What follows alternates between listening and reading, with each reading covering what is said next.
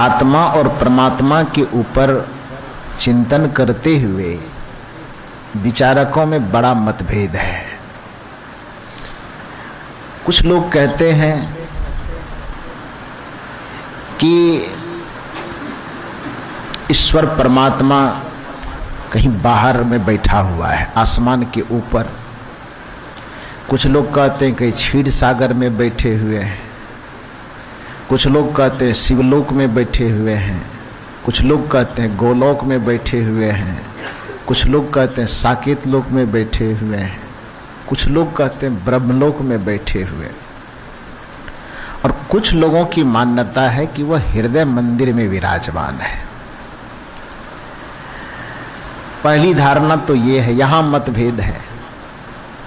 दूसरा मतभेद यहां है कि कुछ लोग हृदय में मानता भी है, तो वहां पर भी दो विचारधारा है।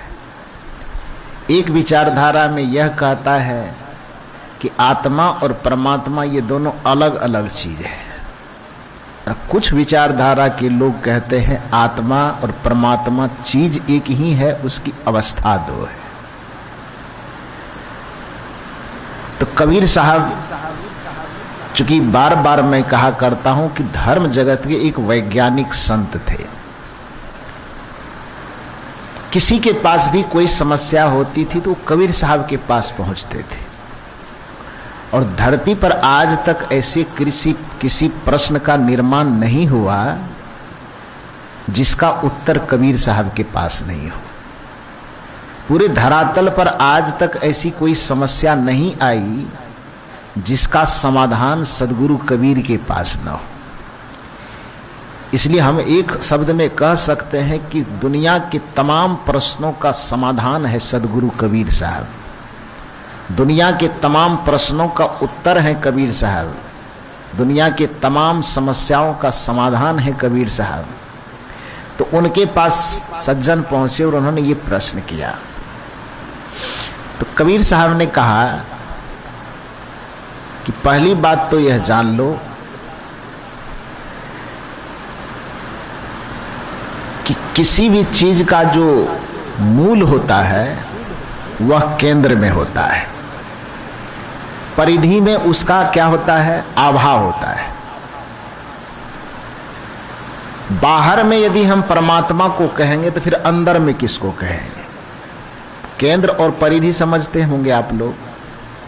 केंद्र कहते हैं जहां से शुरुआत होती है, अब परिधि कहते हैं जहां तक उसका क्षेत्रफल जाता है, व्यास जाता है।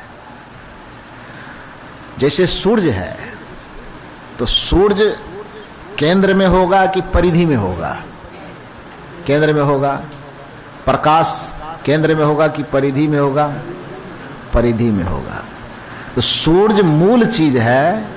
सूर्य बाहर नहीं हो सकता, प्रकाश के बाहर सूर्य नहीं हो सकता है।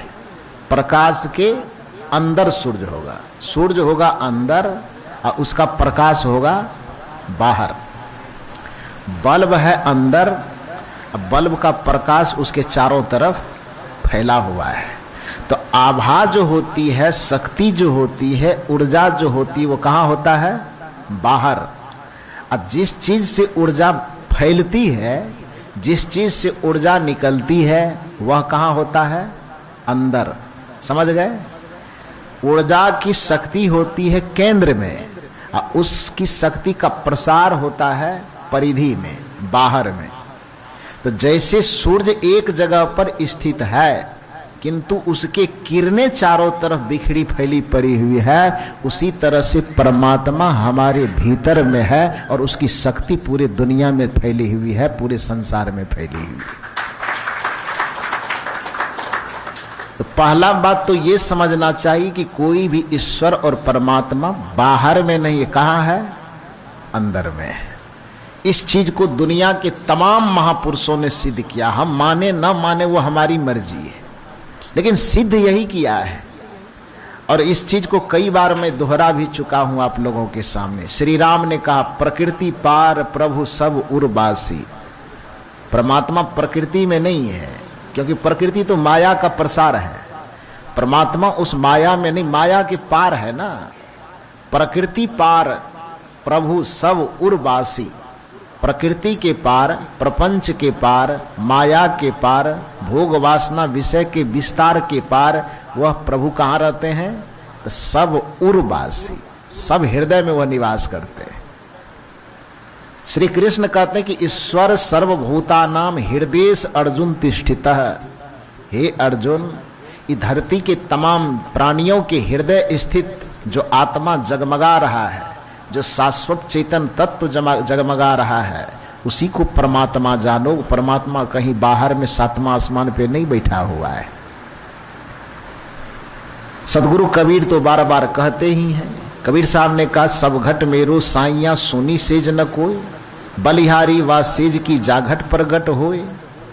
और किसी से पूछने जाए। अच्छा, एक बात और जानिए, कथा कहानी के माध्यम से ही यदि कोई बात हम और आप समझ पाते हैं,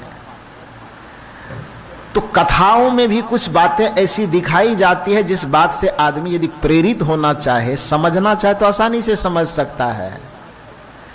हनुमान जी के बारे में लोग अधिकांश जानते हैं। श्री राम जी जब अयोध्या आए और अयोध्या आने के बाद चूंकि लंका विजय करके आए थे, राजगद्दी पर बैठे, तो श्री राम जी के मन में हुआ कि सबको कुछ ना कुछ उपहार देते। उपहार देने से आदमी को थोड़ा अपने आप में गौरवानुभूति होती है। प्रशंसा कौन नहीं चाहता है? कोई भी अच्छा काम करे तो प्रशंसा चाहता है, चाहे बात से प्रशंसा चाहे, चाहे कुछ उपहार से प्रशंसा चाहे। और प्रशंसा यदि मिलते रहती है, थोड़ी शाबाशी और वाहवाही मिलते रहती है, तो कार्य करने वाले का मनोबल थोड़ा ऊंचा रहता है। ये करना चाहिए। घर के, संस्था के, संगठन के किसी भी बड़े पद पर बैठे हुए व्यक्ति को अपने नीचे चलने और जीने वाले का साहस किसी न किसी रूप में बढ़ाते रहना चाहिए, मनोबल को बढ़ाते रहना चाहिए। तो श्री राम जी के मन में हुआ कि इतनी बड़ी लंका विजय करके हम आए हैं, सबको कुछ ना कुछ उपहार देना चाहिए।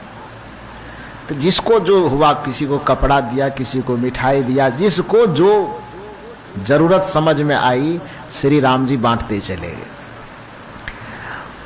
हनुमान जी की बारी जब आई तो श्री राम को लगा कि इन्हें क्या दूं। सब चीज सोचते विचारते विचारते, चूंकि हनुमान सबसे प्रिय आदमी है, तो प्रिय आदमी को तो प्रिय चीज ही दिया जाएगा। लंका विजय में जिन लोगों का योगदान की गणना की जाएगी, उसमें सबसे ज्यादा योगदान किनकी है? हनुमान जी की है। असल बात कहिए, हम लोगों से तो कई बार चर्चा होती, पूछा जाता है कि लंका विजय, लंका युद्ध में मूल युद्ध किसके बीच था? राम और रावण के बीच, कि रावण और हनुमान के बीच? किनके बीच था? राम और रावण के बीच।